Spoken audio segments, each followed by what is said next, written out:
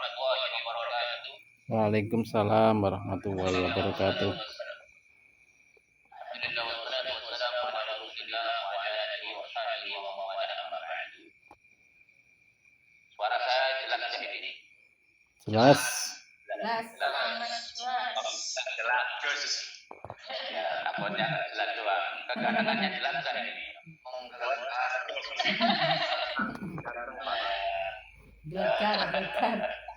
Ya, yang saya hormati Abuya Imam Karim, jurusan kita Mursyid Am TJATH, juga ada admin Nesa yang soleha, SSK yang soleha, juga admin yang lainnya, ada rekan kita Pak Suyadi, di mana percakapannya Pak Suyadi dalam ketemu ini. Alhamdulillah, ini foto ini juga. Oh iya, itu katanya tangan saya. Ya, alhamdulillah. Kangen sama Malang sebenarnya. Ya, yang saya hormati Mas Teguh nanti di Bali ya. Warga sekarang jalan-jalan ke Bali.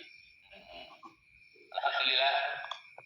Dan semuanya calon master TJATH yang mudah-mudahan semuanya nanti mendapatkan ilmu yang barokah, ilmu yang tajwid, yang manjur, dan mudah-mudahan termasuk golongan khairun hasan faulinas. Baik-baik manusia adalah manusia yang ada manfaatnya untuk sesama. Malam ini kita bertemu masih dalam bahasan Zoom langsung. Untuk TJATH ini pertama kita harus pahami bahwasanya ketika kita mengikuti TJATH ini kita masuk dalam fardu kifayah. Hukumnya ini fardu kifayah dalam Islam. Sebagaimana memandikan mayit, mengkafani, sholat mayit dan mengkubur mayit. Ini sudah mufakat ulama. Kenapa demikian? Karena memang TJATH ini bagian daripada ilmu tif, ilmu kedokteran. Ilmu kedokteran, bagian ilmu pengobatan. Maka hukumnya kita mempelajari ilmu kedokteran adalah fardu kifayah. Jadi nggak main-main hukumnya ini sebenarnya. Maka harus kita luruskan niat kita. Supaya apa? Langkah kita, pengorbanan kita, tenaga kita, waktu kita, harta yang kita keluarkan nanti, bahkan mungkin sudah banyak yang sudah daftar, ini ada pahala, memberatkan timbangan nanti pada hari kiamat nanti. Mempermudah hisab kita, mempermudah kita untuk menuju surga. Karena ada sebuah hadis, man salaka tariqan yaltamisu fi ilman, sahalallahu bihi tariqan ilal jannah. Barang siapa yang menempuh jalan untuk mencari ilmu, maka Allah mudahkan untuk masuk surga. Ini hadis sahih. Nah, terus yang kedua, yang ketiga, semangat kita untuk menjadi khairun nas anfa'um linnas. Manusia yang punya manfaat untuk yang lain. Makanya ada hadis lagi, ikhlis ala ma yanfa'uka wa la ta'jas.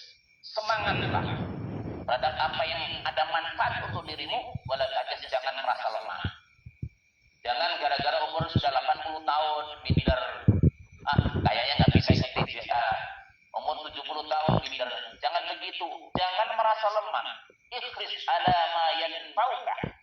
Semangat kita untuk mendapatkan sesuatu yang ada manfaat. Biar kita bisa memberi manfaat untuk orang sekitar, manfaat untuk keluarga, untuk masyarakat. Bisa menjadi wasilah kesembuhan bagi yang lainnya. Bapak-bapak, ibu-ibu semuanya, ketika kita berbicara TJATH ini, yang pertama, bahwa TJATH memang sangat unik sekali. Dan menurut survei saya, kebetulan saya ini banyak di grup pengobatan yang lainnya. Di seluruh Indonesia ini, yang paling banyak berjibun testimoni tiap hari. Dari pagi sampai malam, itu cuma ada di TJATH. Kita bisa buktikan, sama sekali kita tidak meremehkan yang lain. Paling banyak testimoni, paling banyak ketajriban. Bahkan yang baru-baru ikut, bahkan yang ketika ikut itu sudah bisa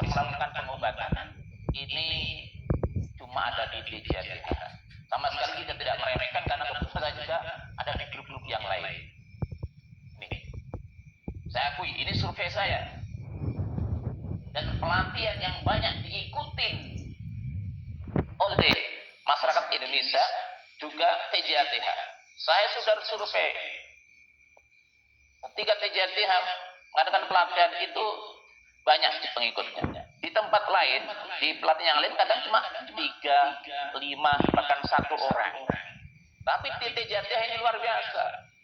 Pernah di Malang sampai 70, 50 biasa. Di sini sudah dapat 29.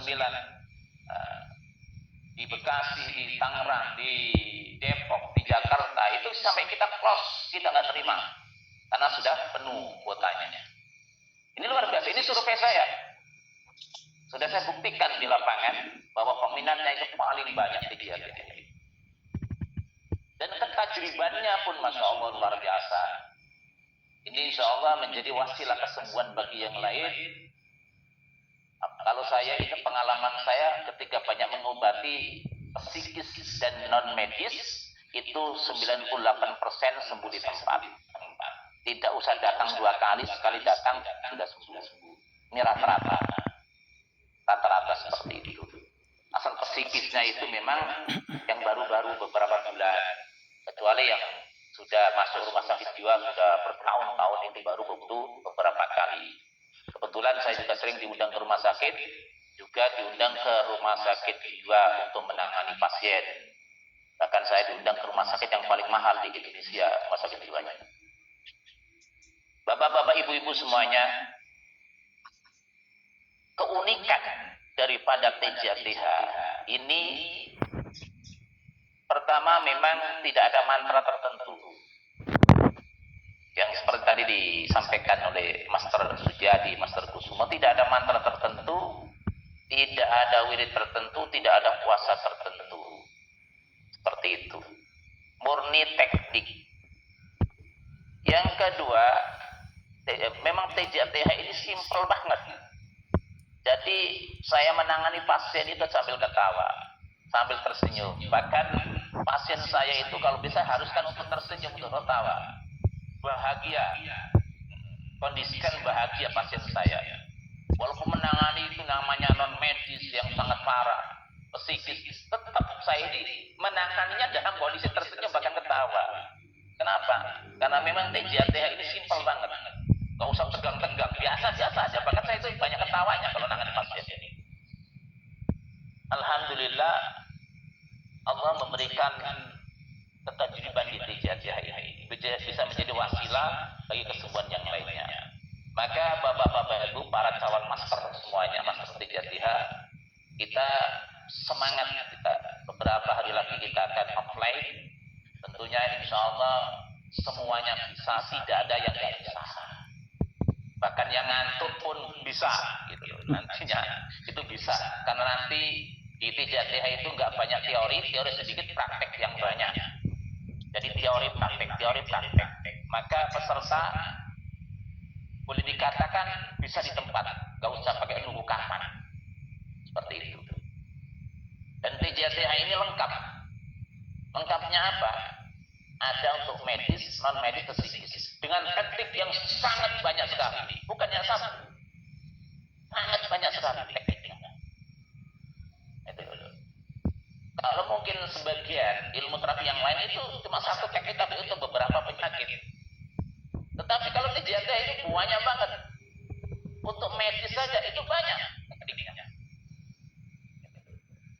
Untuk non medis juga banyak.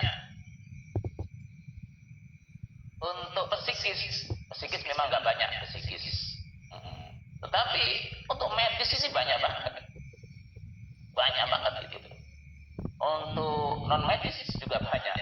Makanya materinya itu sangat banyak sekali, tetapi nggak usah khawatir, nggak usah bingung, insya Allah semuanya pasti bisa.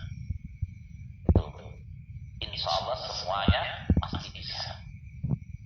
Sehingga ketika ikut pelatihan di tempat sudah bisa, pulang sudah bisa buka praktek langsung.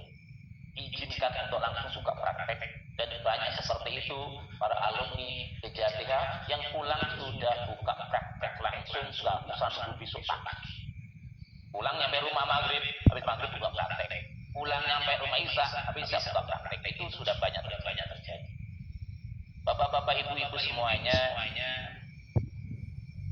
saya memang juga tiap hari menangani berbagai macam penyakit. Sangat banyak testimoni sebenarnya penyakit-penyakit yang bisa diobati dengan wasilahnya TJATH ini sangat banyak sekali, baik itu medis, non medis maupun psikis. Tetapi kita di lapangan itu ternyata macam-macam penyakitnya. Ada memang medis tapi juga dibarengi dengan non medis. Ada medis juga dibarengi dengan psikis. Ini juga terjadi. Kita menangani yang namanya diet lambung, itu kan medis. Ternyata juga ada psikisnya, bahkan juga ada non medis yang pernah terjadi. Kita menangani orang sakit kepala semacam migrain, ternyata itu juga ada kadang-kadang ada non medisnya, tidak murni. Bahkan tadi disinggung sama Mas Rebusumo saraf kejepit. Saya pernah menangani saraf kejepit pakai ranting, ternyata jinnya keluar. Ini juga pernah terjadi. Artinya apa? Memang di TJATH itu ada untuk medis, non medis, psikis, tapi juga di masyarakat penyakitnya itu kadang campuran. Gitu loh. Kadang campuran. Ada medis, memang ada yang medis murni, ada yang psikis murni, juga ada yang non medis murni. Tapi ingat, penelitian sekitar 70% penyakit disebabkan oleh psikis. Tetapi penyakit-penyakit juga ada yang campuran. Nah, maka ketika nanti kita sudah sering praktek akan tahu nih, ini penyakit murni medis atau ada non medis. Maka di awal-awal itu namanya ada diagnosa penyakit. Bapak-bapak, ibu-ibu semuanya, calon para master admin semuanya yang hadir malam ini, kita ini insya Allah termasuk orang-orang yang untuk dipertemukan dengan TJATH. Kenapa kok kita beruntung? Kenapa founder TJATH ini jelas? Mata rantai sanad ilmunya itu jelas. Agak sedikit berbeda dengan yang lain, kadang-kadang siapa foundernya nggak jelas. Tapi kalau TJATH ini siapa penemunya jelas dan masih hidup guru kita. Tuh. Yang kedua, memang guru besar kita adalah seorang yang alim, seorang yang soleh, seorang yang punya akhlak yang sangat mulia. Ini sangat luar biasa mempengaruhi anggota TJATH, sehingga sudah terkenal TJATH ini terkenal dengan kesantunannya, dengan adem, sejuk. Pelatihan TJATH itu adem semuanya. Ada yang pernah komentar sama saya, Gus, saya ini suka ngantar suami loh ikut pelatihan. Kalau di tempat lain itu kok hawanya kayak dukun. Tapi ketika saya melihat pelatihan orang-orang TJATH itu orangnya kok adem, orang-orangnya soleh. Kenapa demikian? Karena memang dari atasnya, dari founder kita memang seperti itu. Jadi keberkahan ilmu Tuhan Guru kita, keberkahan akhlaknya itu netes ke anggota-anggota yang lain-lainnya. Ini luar biasa. Jadi TJATH itu orangnya terkenal dengan coolnya, adem, suasana pelatihan juga enak. Bau-bau dukun nggak ada, bau-bau kemenyan itu nggak ada, memang kita nggak pakai. Bau-bau mantra nggak ada, yang ada adem dan adem. Yang ada adalah kesejukan dan kesejukan. Seperti itu. Ini luar biasa. Yang adalah wajah-wajah orang yang soleh, wajah-wajah orang yang solehah. Tidak ada wajah-wajah dukun. Nanti kan ada yang masuk wajah dukun itu berubah. Itu berubah nantinya. Akan menjadi orang-orang yang soleh. Di grup-grup juga seperti itu. Bapak-bapak ibu semuanya, tentunya kalau saya berbicara tentang pengalaman dalam menangani TJATH ini, ya susah itu. Kenapa? Setiap hari menangani pasien. Ada yang stroke yang parah, ada yang kanker payudara, ada yang tumor perut, macam-macam. Ada saraf kejepit, ada yang tuli, ada yang stres. Pasien saya banyak yang ini, psikis banyak banget. banyak banget. Tapi alhamdulillah Allah beri pertolongan dengan sembuh di tempat rata-rata.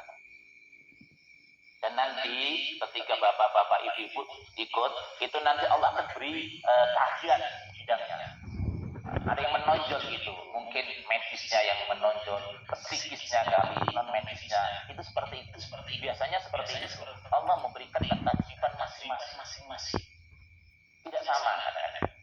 Inilah nanti Allah akan bimbing kita. Oh, cocoknya ini adalah medis. Cocoknya orang ini mengobati psikis. Yang cocok non medis. Walaupun memang semua bisa, tapi ada yang lebih menonjol. Menurut saya ini pengalaman saya untuk psikis dan non medis boleh dibilang 98% sembuh di tempat. Tidak pakai 2 kali untuk dijadikan. Kalau medis ada yang sembuh di tempat, tapi juga ada yang butuh beberapa kali. Tetapi tidak sampai, biasanya nggak sampai lebih dari 5 kali, kecuali memang penyakitnya itu sangat parah sekali, yaitu stroke yang sudah lumpuh, yang sudah nggak bisa apa-apa, atau kanker payudara yang sudah stadium 4, yang virusnya sudah 13.000, ini butuh lebih dari 5 kali. Itu biasanya seperti itu.